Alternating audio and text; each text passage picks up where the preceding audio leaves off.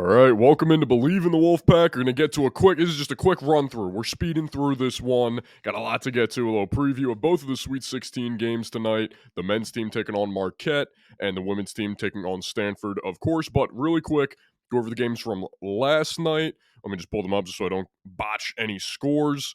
I can't believe Alabama won that game. So Alabama took down North Carolina in a very back and forth game. I honestly thought North Carolina kind of blew it at the end. Who was the one guy? Withers, I think, at the end, who took a three with like a minute left and 20 seconds on the shot clock when they were up by 2. What are you doing?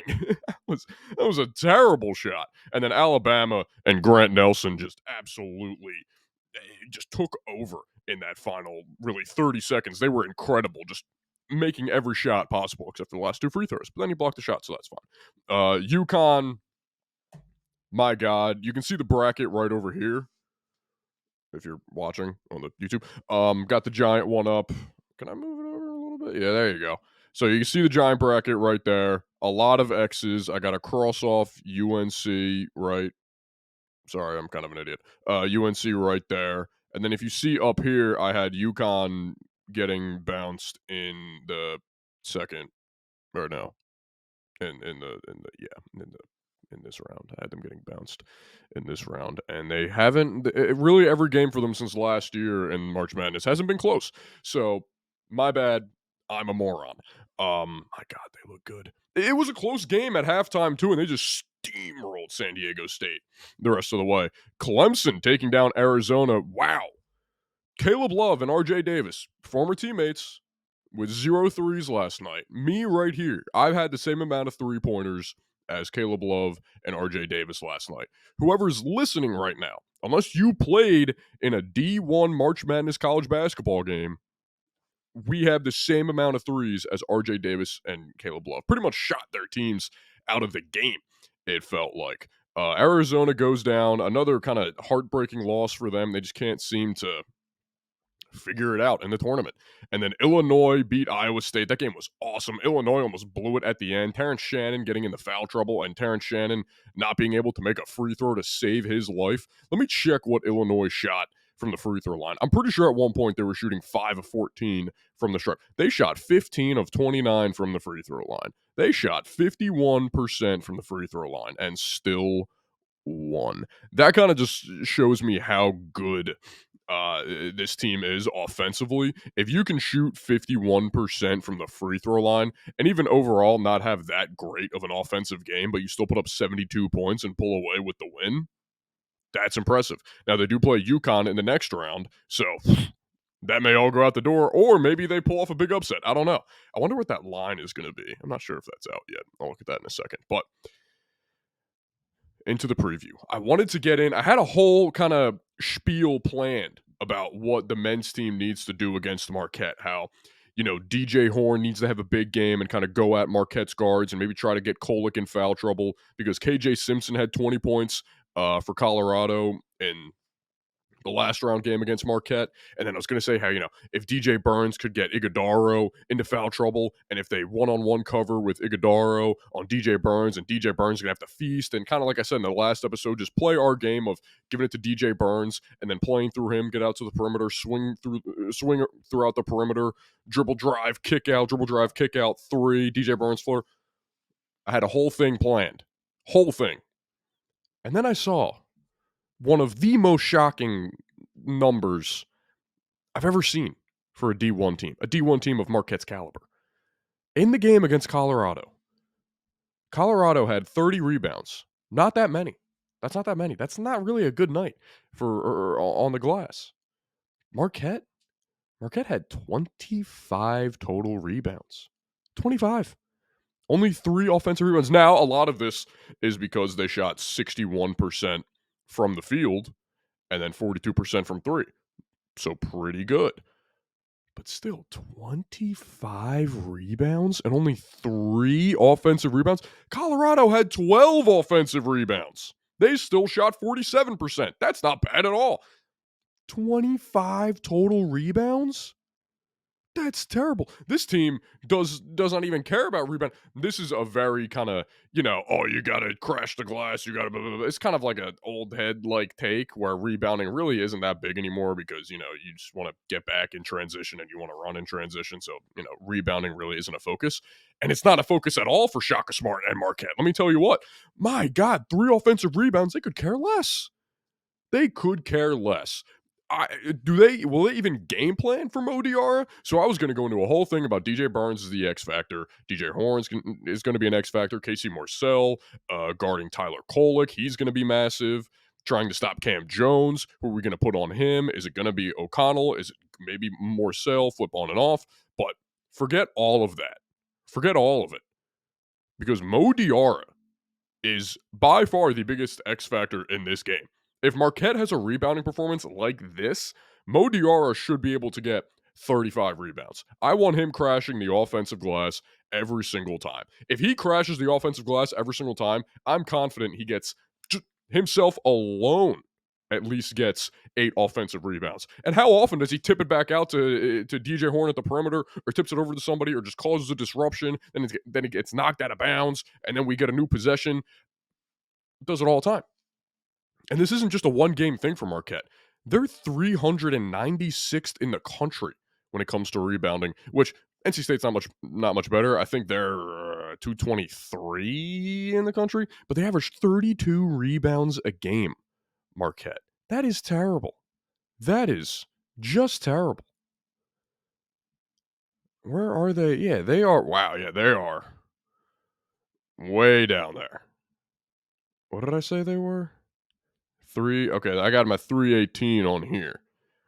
But you got like Virginia's down here, Oregon State, but then you got teams like Maine, Texas A&M Commerce, not even actually Texas A&M, Penn State, Idaho State, Marist, Grambling, who made the tournament, Florida International, Idaho, just Idaho, Fresno State, Cal Poly. Like, these are not great teams. These are not Power 5 teams.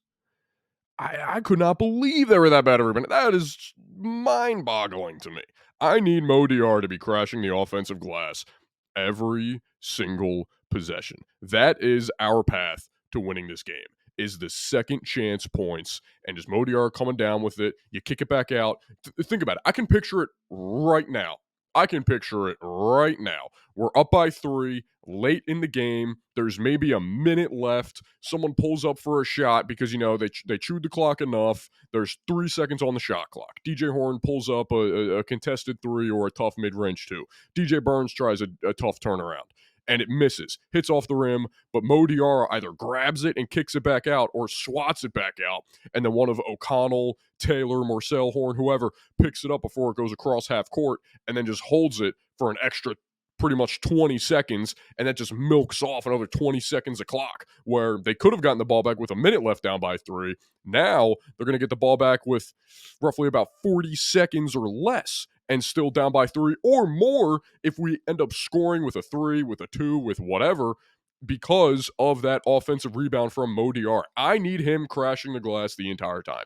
He set the ACC tournament record for rebounds for a reason. He wants to rebound. He wanted to get those boards. Defensive, offensive, it doesn't matter. He has that mentality. It's a lot like playing defense where you have to have the mentality. If you have the mentality of playing defense, you're going to be at least an average defender. Almost everybody who's a bad defender just could care less on the defensive end. It's like all of Alabama. They could care less what happens on the defensive end as long as they get a good 3 up or a quick layup. They have a 5 seconds or less offense. Mike D'Antoni should be watching these games and just grinning ear to ear watching that offense run. But I need Mo Diarra crashing the glass the entire time.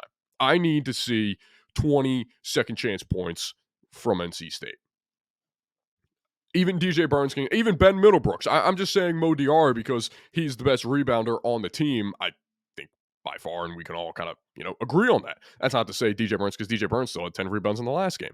But Mo Diarra he's been the best rebounder on this team the entire year, and it's continued throughout this run. I need him crashing the glass. I need him getting the second chance points, and I need him denying Marquette second chance points. He has 5 rebounds a game where he just flies up, he's boxing at a guy, he rips it away from someone. It's like, ooh, that's a good rebound. Where, there's the traditional, there's a deep three, no one's really going for it. You just pull it right in. All right, boom, let's get to the offense. Then there's other ones where he's boxing a guy out. He's got to go up between a few different guys. He's holding on to it. He rips it away. He gets it to an outlet pass, and then boom, quick offense. So I need him to grab every single rebound. He should have 10 rebounds by halftime if this is the kind of rebounding team Marquette is.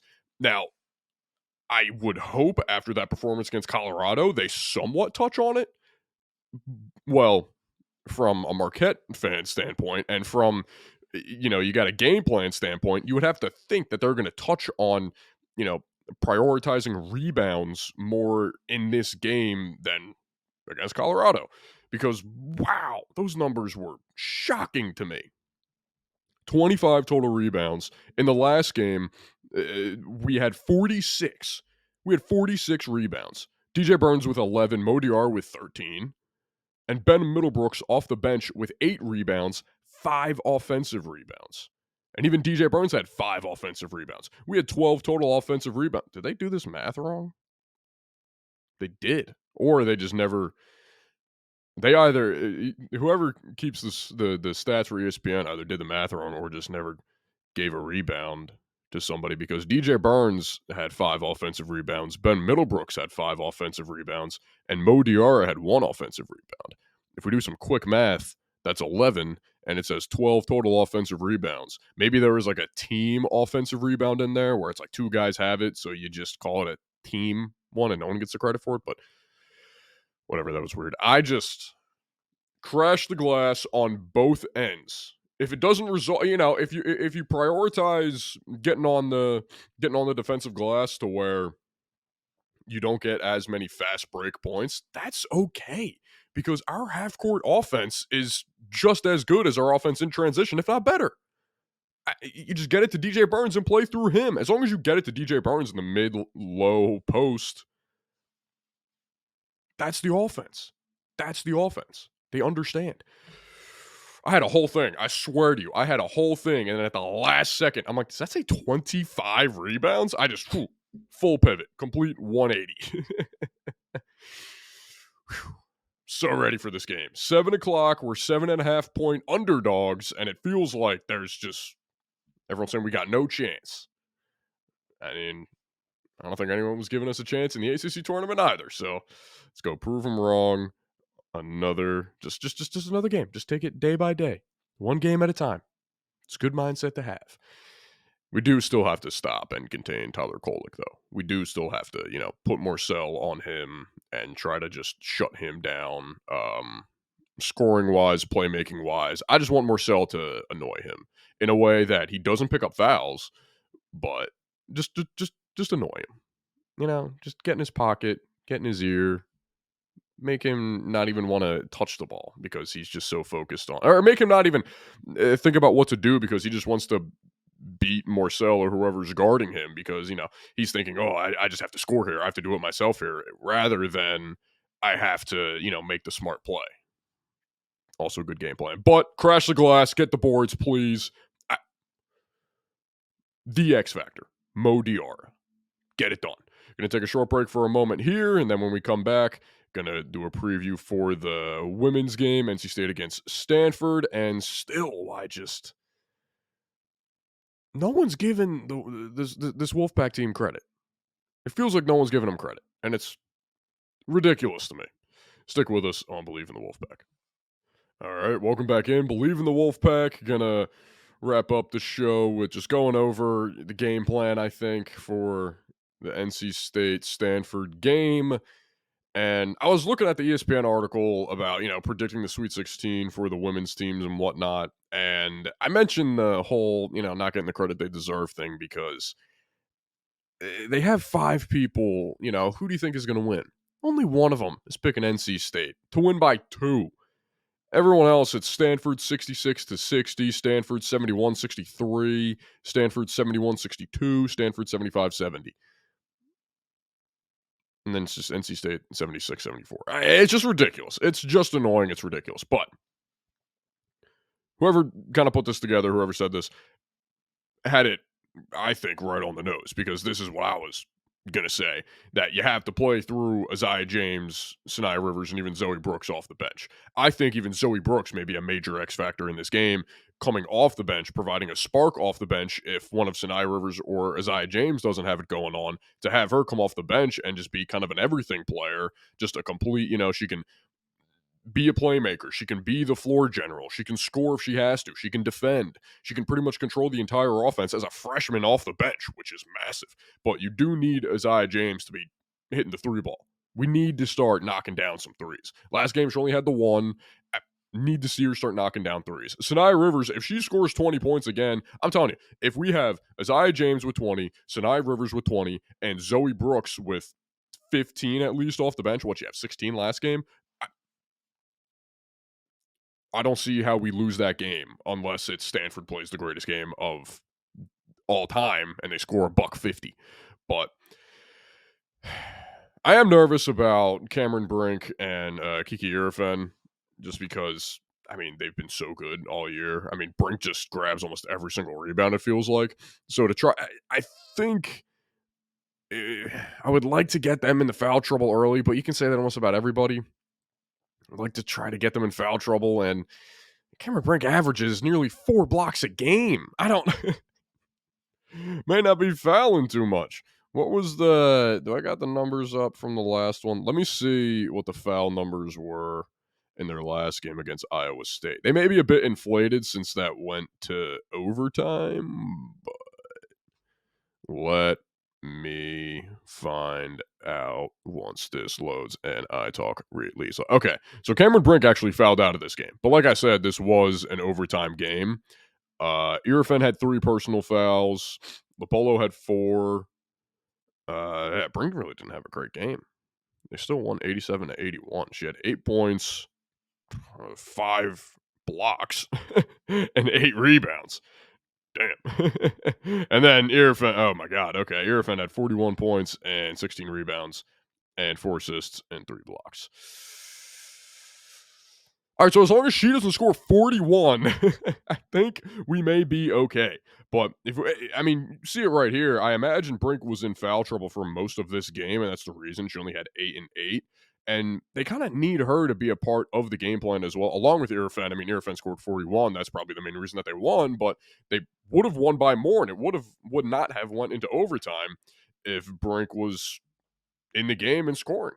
So if we can try to do that again where we get her into foul trouble, maybe get her, 3 personal fouls in the first half, or get her 3 personal fouls by like early in the second half, that would be massive. That would be massive. If we can get her on the brink of fouling out with, 4 personal fouls with like 5 minutes left in the game, and it's a tight game, it's a close game, I'll be feeling pretty good. I feel like it's going to take an entire team effort to kind of hold down Iriafen. Damn, she even played 41 minutes in this game. Who was that? Hannah Jump played 45. Did she play every single minute? Oh my God, I don't think Hannah Jump came out of the game. No, she never came out of the game against Iowa State. Played the entire game, so maybe she'll still be tired. Who knows? But she scored 15.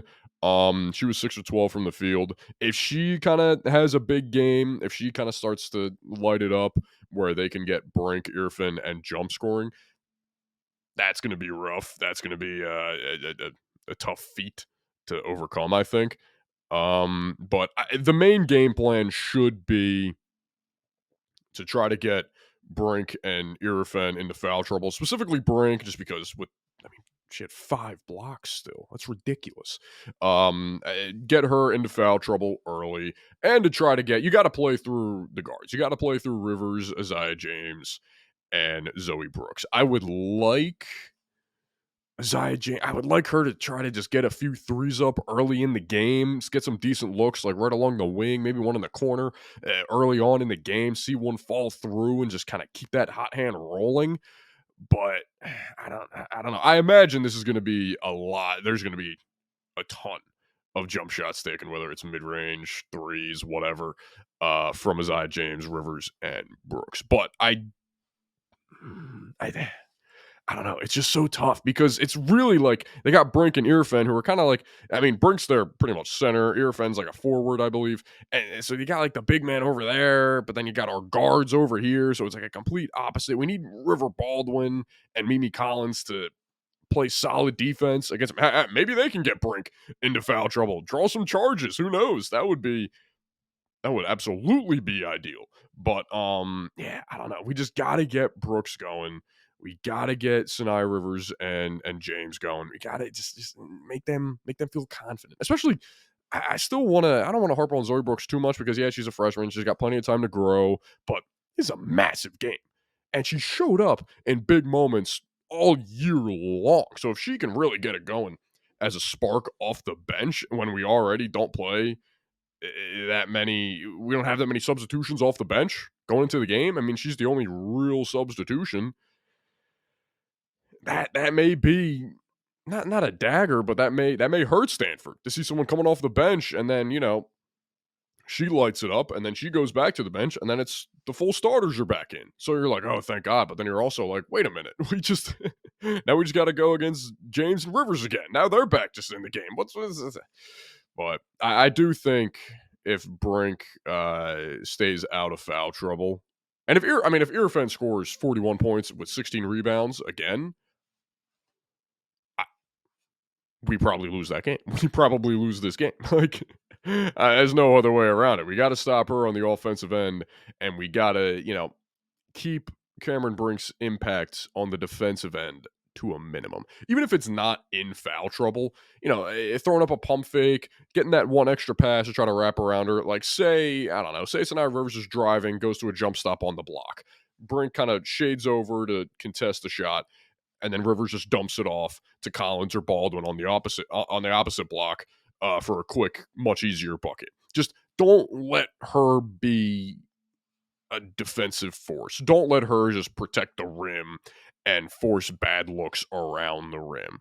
So this is what I'm hoping to start off with. I'm either hoping to start off with Isaiah James with a quick 3 or 2 threes so she can get that hot hand rolling and try to keep that for the entire game. Or I would like to just attack the rim and try to either get Brink in foul trouble or just get a few buckets around the rim and get her thinking like, what am I doing wrong? And just build up that confidence that, oh, so what? She's one of the best players in the country, and I think up for the Naismith Player of the Year and averages nearly 4 blocks. We can score on her. Who cares? So that's hoping for that. I'm hoping for that. I didn't really see any major discrepancies in this with their rebounding or anything like I did with Marquette at the last second. But the key to winning this game is our guards, Isaiah James, Zoe Brooks, and I Rivers, and just containing Iriafen, and also just don't let Brink become a major force on the defensive end. If all that happens, and it's all fine and dandy, should be moving on. But we'll see. I still cannot believe the games are within a half hour of each other for start times. That's just so dumb. That is so dumb, and it's so annoying. You couldn't move one game later. You couldn't move one later. You put NC State at 9. Put them at 9:30. I mean, they're both playing tonight. I don't know why I just said NC State. I meant the men's team. Put the men's team at 9:30. Put the women's team at 9:30. But the men's team could have played last night. The women's team could have played tomorrow night. You have them at the same times. What are we doing here? You didn't put UConn on at the same times. When does UConn even play? Are they tonight? No, I think they're tomorrow. Oh, so they may have screwed UConn too. Are they even on here? Yeah. Oh, yeah, they're Saturday at 8. And the men's team is going to be playing Saturday too, I imagine, at night. If they're on at the same time as the women's team, then how do you do that twice? How do you mess up twice? That's ridiculous. Let me see what time UConn plays. UConn plays at... Okay, they play at 6. So they didn't entirely mess it up. They're already 8.5-point favorites over Illinois. Wow. Alabama's only 2.5-point favorites over Clemson. Wow, the ticket price difference. Oh my God. UConn and Illinois. Tickets as low as $229. And they're in Boston, TD Garden. Alabama and Clemson playing at the Staples Center, the crypto.com, whatever. Alabama and Clemson, tickets as low as $23. Oh my God. I mean, I guess you do have two Eastern teams playing in California. So it's like, I don't know, if Arizona was in it, then that would have been a huge draw. But then, like, you do have UConn and Illinois. UConn from TD Garden is what, like an hour away, maybe? They're going to have a huge crowd there. They're going to have a massive. How is it San Diego State and UConn? How do you make San Diego State go to Boston? Outside of Hawaii, I don't know if you can make a team travel farther for a game. Whatever. Those games are going to be good. But Alabama, Clemson, I mean, I don't know if this is a basketball game or the 2018 Sugar Bowl. This is a bowl game. This is a college football bowl game. You got Clemson and Alabama. It's pretty funny. But just to wrap it up, let's go over the game plans one more time. And if it doesn't work, then I'm an even bigger idiot than I already thought. Crash the glass. Mo Diarra, X Factor, offensive rebounds, defensive rebounds. Play your brand of basketball. Play through DJ Burns. Swing it around. Get everybody involved. DJ Burns will touch off the glass. But most importantly, offensive rebounds, defensive rebounds, second chance points. Crash the glass. Mo Diarra, DJ Burns, Ben Middlebrooks. Crash the glass, and you will beat Marquette. For the women's team, Zai James, Sinai Rivers, Zoe Brooks. Got to show up. Got to be efficient. Got to be taking smart shots. Just got to be smart with the ball.